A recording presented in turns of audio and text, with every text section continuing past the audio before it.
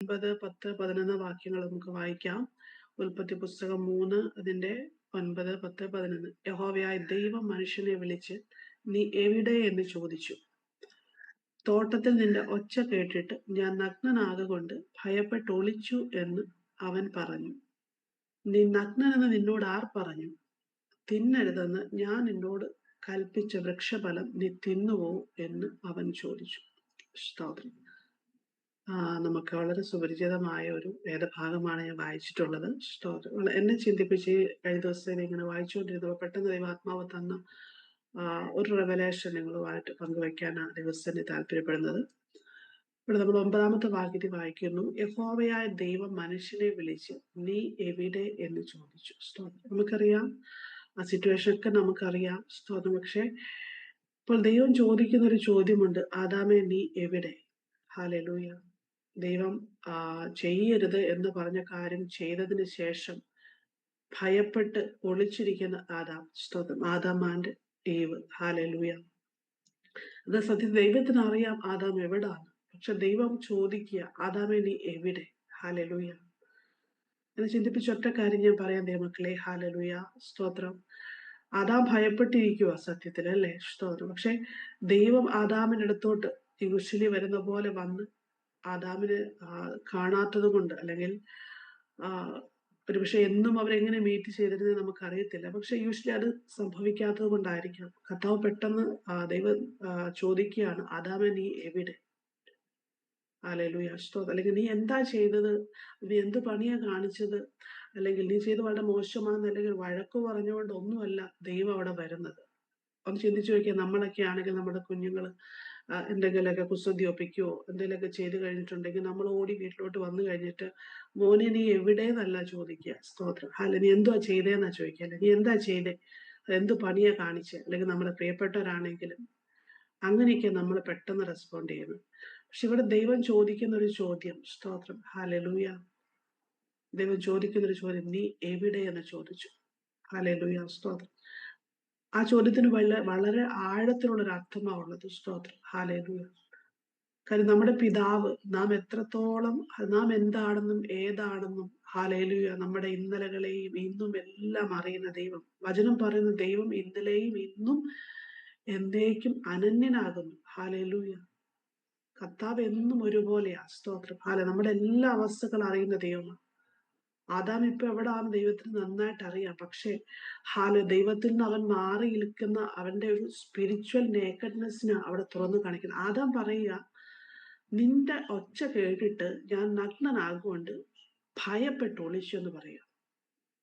പക്ഷെ അതിന് തൊട്ട് മുമ്പുള്ള വാക്യങ്ങൾ നാം വായിക്കുമ്പോൾ അവിടെ വ്യക്തമായിട്ട് കാണാൻ സാധിക്കുന്നുണ്ട്, ആദാം ഹവ്വയും കൂടി ചെയ്തൊരു പരിപാടി, ഒരു അത്തിയിലൊക്കെ തുന്നി അവരെ ആ നാണമൊക്കെ മറയ്ക്കുന്നതായിട്ട് നമുക്കിവിടെ കാണാൻ സാധിക്കുന്നുണ്ട്. അപ്പൊ സത്യത്തില് നേക്കഡ് എന്ന് പറയുമ്പോൾ ഹാലേലൂയ, ഒരു ഒരു ഒരു വസ്ത്രത്തിന്റെ ഒരു പോലും ശരീരത്തിൽ ഇല്ലാതെ വരുമ്പോഴാണല്ലോ നേക്കഡ് എന്ന് പറയുന്നത്. പക്ഷെ അവരവരെ നാണമൊക്കെ മറച്ചിട്ട് നിൽക്കുന്നതുണ്ട്. അപ്പൊ സത്യത്തിൽ അവരോട് നുണയാ പറയുന്നത്, നമുക്ക് ലിറ്ററലി വേണേ പറയാം. അതുകൊണ്ടാണ് ദൈവം ചോദിക്കുക, നീ നഗ്നനെന്ന് നിന്നോട് ആർ പറഞ്ഞു? തിന്നരുതെന്ന് നിന്നോട് കൽപ്പിച്ച വൃക്ഷഫലം നീ തിന്നുവോ എന്ന് ചോദിച്ചു. ഹല്ലേലൂയ. സ്തോത്രം. ഇവിടെ ആദാമിന്റെ സ്പിരിച്വൽ നേക്കഡ്നെസ്സിനെ ദൈവം അഡ്രസ് ചെയ്യുന്നത്. ഹല്ലേലൂയ. സ്തോത്രം. അവന്റെ ആത്മീയ നഗ്നതയെ, അവന്റെ ദുർബലത, അല്ലെങ്കിൽ അതിനെ ദൈവം തുറന്നു കാണിച്ചുകൊണ്ട് ചോദിക്കുന്ന ചോദ്യമാ ചോദിക്കുന്നത്. ആദാമേ നീ എവിടെയാ? നീ നഗ്നന് നിന്നോട് ആരാ പറഞ്ഞേ? സ്തോത്രം. ഹല്ലേലൂയ. ആദാമിനെ കുറിച്ച് ചിന്തിക്കുമ്പോൾ അവന്റെ മനസ്സിൽ ലജ്ജയും കുറ്റബോധം, അവൻ ചെയ്ത ഒരു ആക്ടിന്റെ ഫലമായിട്ടുണ്ടായ അവന്റെ ആത്മീയ നഗ്നത കൊണ്ട് അവന് ഒളിച്ചിരിക്കും അവൻ. സ്തോത്രം. അപ്പം ഫിസിക്കലി അവൻ ഫുള്ളി നേക്കഡ് അല്ലെന്ന് നമുക്കിവിടെ കാണാൻ സാധിക്കുന്നത്. പക്ഷെ യഥാർത്ഥമായിട്ട് നമുക്കിവിടെ കാണാൻ കഴിയുന്ന ഒരു സത്യം എന്ന് പറഞ്ഞാൽ അവന്റെ സ്പിരിച്വൽ നേക്കഡ്നെസ് ആണ്. അതുവരെ അവൻ അങ്ങനെ ആയിരുന്നില്ല. ദൈവത്തിന്റെ സാദൃശ്യത്തിലും സ്വരൂപത്തിലും ദൈവമാണ് സൃഷ്ടിച്ചത്. വചനം അങ്ങനെ പറയുന്നു. ഉൽപ്പത്തി പുസ്തകം 1-ാം അധ്യായം വായിക്കുന്നുണ്ട്. തന്റെ സാദൃശ്യപ്രകാരം സ്വരൂപത്തിൽ, ദൈവത്തിന്റെ ലൈക്ക്നെസ്സിൽ അല്ലെങ്കിൽ ഇമേജിൽ ദൈവം സൃഷ്ടിച്ച മനുഷ്യൻ പാപം ചെയ്ത മൂലം അവനിൽ നിന്ന് ആ ഒരു ആവരണം നഷ്ടപ്പെട്ടു പോയി. അവൻ സ്പിരിച്വലി നേക്കഡായി മാറി. സ്തോത്രം. അവന്റെ മേൽ അതുവരെ ഇല്ലാതിരുന്ന ഭയവും ഉത്കണ്ഠയും അവന്റെ മേൽ നിഴലിടാൻ ഇടവന്നു. സ്തോത്രം. ഹല്ലേലൂയ. അല്ലെങ്കിൽ അതുവരെ ഉണ്ടായിരുന്ന ആത്മവിശ്വാസം അവന് നഷ്ടപ്പെട്ടു. ഹല്ലേലൂയ. അനുസരണക്കേണ്ട ഫലമായിട്ട്, അല്ലെങ്കിൽ ദൈവം കൊടുത്ത ആത്മീക ആവരണം ആദാമിന്റെ കയ്യിൽ നിന്ന് അല്ലെങ്കിൽ ഹവ്വയുടെ കയ്യിൽ നിന്ന് നഷ്ടപ്പെടാനിടയായി തീർന്നു. അല്ല, മനസ്സിലാവുന്നുണ്ടോ ദൈവമക്കളെ? ഹാലലുയ, സ്തോത്രം. ഹാലലുയ. അല്ലെങ്കിൽ അവന്റെ വ്യക്തിത്വം തന്നെ പൂർണ്ണമായിട്ട് മാറിപ്പോയി. സ്തോത്രം. ഇതൊക്കെ ആത്മീയ നഗ്നതയുടെ ഫലമായിട്ട് ആദാമിനെ നോക്കുമ്പോൾ നമുക്ക് കാണാൻ സാധിക്കുന്നത്. ദൈവം എപ്പോഴും നമ്മളെ കാണുന്നത് ആത്മീയത്തിലൂടെയാണ്. ഞാൻ പറഞ്ഞല്ലോ, കഴിഞ്ഞ ദിവസങ്ങളിൽ ഞാൻ പറഞ്ഞല്ലോ, സ്തോത്രം. നമ്മുടെ സ്പിരിറ്റിനാണ് ദൈവം കാണുന്നത്. സ്തോത്രം. നമ്മളൊരാൾ മരിച്ചു കഴിഞ്ഞാൽ, ഇപ്പൊ ഞാനിവിടെ ഇരിക്കുമ്പോൾ സുമ എനിക്ക് പറയാൻ സാധിക്കും, ഹാലില്ല. അതിനുശേഷം ഞാൻ മരിച്ചു കഴിഞ്ഞ് എന്റെ ബോഡി ഇവിടെ ഇരിക്കുമ്പോൾ സുമയെന്ന് ഒരിക്കലും പറയത്തില്ല, ഹാലില്ല ബോഡി എവിടെയാന്നാ ചോദിക്കത്തില്ല, സുമ എവിടെയാന്ന് ചോദിക്കത്തില്ല. അല്ലെ, സത്യമല്ലേ? എന്ന് പറയുന്നത് പോലെ ദൈവം, ഹാലലുയ, നമ്മൾ ഈ ശരീരത്തിലിരിക്കുമ്പോൾ നമുക്ക് ജീവനുള്ളപ്പോ നമ്മൾ ആരാ? നമ്മുടെ ആ പേരിട്ട് അല്ലെങ്കിൽ ആ ബോഡിയെ നമ്മൾ അഡ്രസ് ചെയ്യും.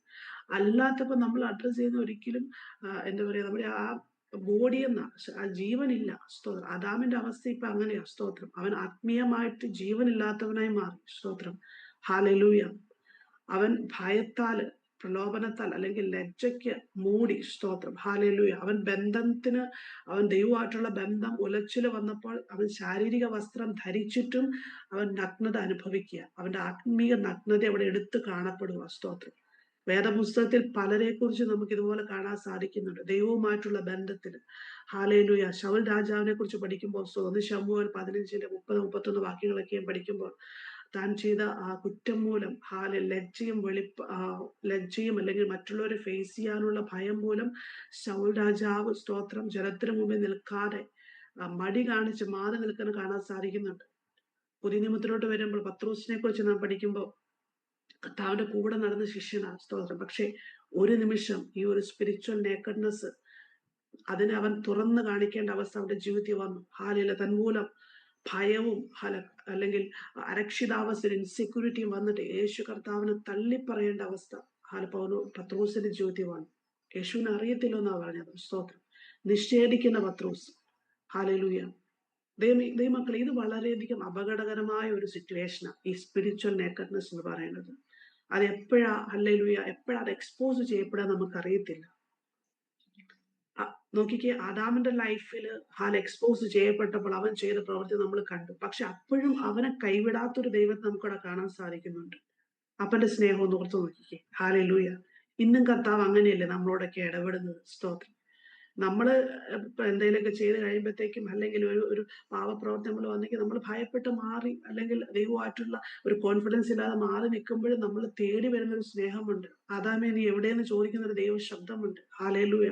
അല്ലെങ്കിൽ അതിനുവേണ്ടി വില കൊടുത്ത ഒരു യേശുവിന്റെ ശബ്ദം.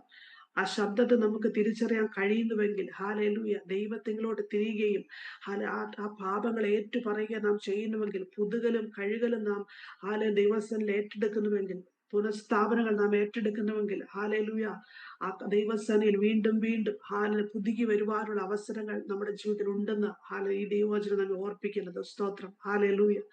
അതുകൊണ്ട് തന്നെ കർത്താവിന്റെ വചനം പറയും, ദൈവത്തെ അന്വേഷിക്കുന്ന ബുദ്ധിമാന്മാരുണ്ടോ എന്ന് സ്വർഗം കുനിഞ്ഞു നോക്കിയ. സ്തോത്രം. ദൈവം നോക്കിക്കൊണ്ടിരിക്കുക. കാരണം ദൈവത്തിന് അറിയാം, ഹാലലുയ, നാം എന്താണെന്നും നാം എവിടെയൊക്കെ പരാജയപ്പെടുമെന്നും നമ്മുടെ വീക്ക്നെസ് എല്ലാം നന്നായി അറിയുന്ന ദൈവമാണ്. ഈ നമ്മുടെ ശൂന്യതകളെ പുതുക്കുവാനും പണിയുവാനും കർത്താവ് ആഗ്രഹിക്കുന്നത്. ഈ പകൽക്കാലം നാം തിരിച്ചറിയേണ്ട ഒരു കാര്യമുണ്ട്. സ്തോത്രം. നമ്മുടെ എവിടെയെങ്കിലുമൊക്കെ നമ്മുടെ ജീവിതത്തിൽ ഈ ആത്മീയ നഗ്നതകൾ നമ്മളെ പിന്തുടരുന്നുണ്ടെങ്കിൽ, ഹാലലുയ, സ്തോത്രം, ഏതെങ്കിലുമൊക്കെ ശൂന്യതകൾ ഒരുപക്ഷെ ബാഹ്യമായ ആന്തരികമായ നമ്മളെ പിന്തുടരുന്നുണ്ടെങ്കിൽ, നമ്മളെ സമാധാനത്തിന്റെ സന്തോഷത്തിന്റെ ദൈവവുമായിട്ട് കണക്ട് ചെയ്യപ്പെടുവാൻ കഴിയാതെ വണ്ണം ഏതെങ്കിലുമൊക്കെ മല്ലിടൽ പാപങ്ങളുമായിട്ട്, അല്ലെങ്കിൽ ഏതെങ്കിലുമൊക്കെ ബലഹീനതകളുമായിട്ട് നാം മല്ലിടുന്നുണ്ടെങ്കിൽ ദൈവത്തെ നമ്മൾ സമർപ്പിക്കേണ്ടത് ആവശ്യമാണ്. സ്തോത്രം. ഹാലലൂയ. ഹാലലുയ, സ്തോത്രം. അതെങ്ങനെ നമുക്ക് കണ്ടുപിടിക്കാൻ സാധിക്കും? ആ ഒരു മേഖലയിൽ നമ്മൾ സ്ട്രഗിൾ അനുഭവിക്കുന്നുണ്ടെന്ന്, ഒരു സ്പിരിച്വൽ നേക്കഡ്നെസ് എന്റെ ലൈഫിൽ ഞാൻ പിന്തുടരുന്നുണ്ടെന്ന് നമുക്ക് കണ്ടുപിടിക്കാൻ സാധിക്കുന്ന ഒന്നാമത്തെ കാര്യം, നമ്മുടെ പ്രാർത്ഥനാ ജീവിതം എടുത്താൽ മതി. ഒരു ഹബിച്വലായിട്ട്, പതിവായിട്ട് കർത്താവുമായിട്ട് സ്പെൻഡ് ചെയ്യുന്ന ഒരു ടൈം നമുക്കുണ്ടോ? ആദാം പരാജയപ്പെട്ടത് അവിടെയാ. പതിവായിട്ട് ദൈവവുമായിട്ട് മീറ്റ് ചെയ്യുന്ന ആ ഒരു സ്ഥലം അവിടെ ഫസ്റ്റ് ഓഫ് ഓൾ ബ്രേക്ക് ആവാൻ ഇടയായിത്തീർന്നു. അവൻ പോയി ഒളിക്കാൻ ഇടയായിത്തീർന്നു. സ്തോത്രം. ഹബിച്വലായിട്ട്, പതിവായിട്ട് ദൈവവുമായിട്ട് ഞാൻ സ്പെൻഡ് ചെയ്യുന്നുണ്ടെങ്കിൽ ഈ ആത്മീക നഗ്നതയെ മറികടക്കുവാൻ ദൈവത്തിന്റെ ആത്മാവ് നമ്മെ സഹായിക്കും. ദൈവവചനത്തെ സ്തോത്രം പഠിക്കുവാൻ, ദൈവ ശബ്ദത്തെ കേൾക്കുവാൻ തക്കവണ്ണം ഹാലലൂയ നമ്മൾക്ക് കഴിയുന്നുണ്ടെങ്കിൽ, ആ ലിസൺ ചെയ്യുക, ദൈവത്തിന്റെ വോയിസിനെ ലിസൺ ചെയ്യുവാൻ നമുക്ക് കഴിയുന്നുണ്ടെങ്കിൽ സ്തോത്രം അതിനെ ഓവർകം ചെയ്യാൻ നമ്മെ സഹായിക്കും. സ്തോത്രം. കൂട്ടായ്മകളിലുള്ള നമ്മുടെ പങ്കാളിത്തം ഹാലലൂയ സ്തോത്രം, അത് ദൈവത്തോടുള്ള സ്നേഹത്തെയാണ് കാണിക്കുന്നത്. സ്തോത്രം. ഹാലലൂയ. ആ ദൈവിക ആ ഇടപെടലിനെ കാണിക്കുന്ന. സ്തോത്രം. അങ്ങനെ നമുക്ക് കഴിയുന്നുണ്ടെങ്കിൽ സ്തോത്രം ഹാലലൂയ, ആ മേഖലയിൽ നമ്മൾ ഹാലലൂയ ഇടിഞ്ഞു പോയിട്ടില്ലെന്ന് അർത്ഥം. അതോടൊപ്പം തന്നെ ഓരോ നിമിഷവും ദാവീദൊക്കെയും പ്രാർത്ഥിച്ചതുപോലെ അനുനിമിഷം അനുദിവസം കർത്താവേ എന്നെ കഴുകണമേ, എന്നെ പുതുക്കേണമേ, ഇനി നേരുകളിൽ ഇനി പുതിയ വരുവാൻ സഹായിക്കണമേ, മറഞ്ഞിരിക്കുന്ന പാപങ്ങളെ പോക്കി എന്നെ ശുദ്ധീകരിക്കണമേ എന്നൊക്കെ നാം പ്രാർത്ഥിക്കുകയും ഏറ്റുപറയുകയും നാം അനുദപിക്കുകയും ചെയ്യുമ്പോൾ സ്തോത്രം നമുക്കെതിരെ നിൽക്കുന്ന ഈ സ്പിരിച്വൽ നേക്കഡ്നെസ്സിന് അല്ലെങ്കിൽ ആത്മീയ നഗ്നതയെ നാം അഭിസംബോധന ചെയ്യുന്നത്. സ്തോത്രം. അപ്പോൾ തന്നെ ദൈവം നമുക്ക് തന്നിട്ടുള്ള ആത്മീക ആവരണത്തെ നാം അണിഞ്ഞ് ഹാലലൂയ സ്തോത്രം ശത്രുവിനെതിരെ നിൽക്കുക ചെയ്യുന്നത്. സ്തോത്രം. ഹാലലൂയ. ദാവീദൊക്കെയും പ്രാർത്ഥിച്ചു കണ്ടില്ലേ സങ്കീർത്തനം 51. ശരിക്കും അതൊരു പുനഃസ്ഥാപനത്തിന്റെ പ്രാർത്ഥനയാ. തന്റെ ആത്മീക ആവരണം നഷ്ടപ്പെട്ടപ്പോൾ ഹാലലുയ താൻ തന്നെ ദൈവത്തോട് തന്നെ ഏൽപ്പിച്ചു കൊടുത്ത് പ്രാർത്ഥിക്കുന്നത് നാം കണ്ടത്. സ്തോത്രം. ഒരു വിശ്വാസിയുടെ ജീവിതത്തിൽ ദൈവം ആഗ്രഹിക്കുന്ന ഇതാണ്. സ്തോത്രം. കാരണം അത്തിയില കൊണ്ടുള്ള വസ്ത്രങ്ങൾ ഒരുപക്ഷെ നാം മറ്റുള്ളവരുടെ മുമ്പിൽ നമുക്ക് കാണിക്കാൻ വേണ്ടി ധരിക്കാം. പക്ഷേ അവിടെ നമ്മുടെ സ്പിരിച്വൽ നേക്കർനെസ് അവിടെ മാറുന്നില്ല ദൈവമക്കളെ. ഹാലലൂയ. അത് മറയപ്പെടുന്നില്ല. സ്തോത്രം. നമ്മൾ ഒരുപക്ഷെ മറ്റുള്ളവരുടെ മുമ്പിൽ നമ്മൾ ചിരിച്ച് കളിച്ച് I am fine, I am okay എന്നൊക്കെ നമുക്ക് കാണിക്കാം. ഒരുപക്ഷെ കൈയ്യടി ലഭിക്കാം. സ്തോത്രം. പക്ഷേ ദൈവം നോക്കുമ്പോൾ ദൈവം ചോദിക്കുന്ന ആ ഒരു ശബ്ദം നമുക്ക് തിരിച്ചറിയാൻ കഴിയണം. നമ്മുടെ പേര് വിളിച്ച് നീ എവിടെ എന്ന് ചോദ്യം. നിന്റെ സ്പിരിച്വൽ പൊസിഷൻ എവിടെയാ കുഞ്ഞെ? ഹാലലൂയ. നീ എവിടെ ആയിരിക്കും? നിന്റെ പ്രാർത്ഥനാ ജീവിതം നീ എവിടെ ആയിരിക്കുന്നത്? സ്തോത്രം. ഞാനുമായിട്ടുള്ള ബന്ധത്തിൽ നീ എവിടെ ആയിരിക്കുന്നേ എന്നുള്ള ദൈവശബ്ദം ആ ഇൻസെക്യൂരിറ്റിയുടെ ഒരു വോയിസോടെ അത് കേൾക്കാൻ നമുക്ക് ഇടയാവരുത്. സ്തോത്രം. ഞാനിത് പറയുമ്പോൾ ഹാലലൂയ സത്യസന്ധമായിട്ട് ദൈവവുമായിട്ടുള്ള ഒരു ബന്ധത്തിന് വേണ്ടി നമ്മൾ ഈ ദിവസങ്ങൾ ആഗ്രഹിക്കേണ്ടത് ഒത്തിരി ആവശ്യമാണ്. ഹാലലൂയ. അനുനിമിഷവും പുതുക്കപ്പെടുവാൻ, പണിയപ്പെടുവാൻ കർത്താവ് നമ്മെ നോക്കുമ്പോൾ ഹാലലൂയ ദൈവത്തിന്റെ ഇഷ്ടത്തിന് വേണ്ടി പണിയപ്പെടുവാൻ സകല നമ്മളെ ദൈവത്തിൽ നിന്ന് അകറ്റി കളയുന്ന സകല ഹാലലൂയ സ്തോത്രം നേക്കഡ്നെസ്സും മാറ്റിക്കളഞ്ഞിട്ട് ഹാലലൂയ ക്രിസ്തു എന്ന പുതു മനുഷ്യനെ ധരിച്ചുകൊള്ളുന്ന വചനം പറയുമ്പോൾ ആ ആവരണത്തിന്റെ ആ ഫ്രീഡത്തെ അത് ധരിക്കുമ്പോഴുള്ള സൗഖ്യത്തെ, അത് ധരിക്കുമ്പോഴുള്ള സന്തോഷത്തെ നമ്മുടെ ലൈഫിന്റെ എല്ലാ മേഖലകളിലും അനുഭവിക്കുവാൻ ദൈവത്തിന്റെ ആത്മാവ് നമ്മെ സഹായിക്കട്ടെ. ഈ വചനങ്ങളാൽ കർത്താവ് നമ്മെ ഓരോരുത്തരെയും അനുഗ്രഹിക്കട്ടെ.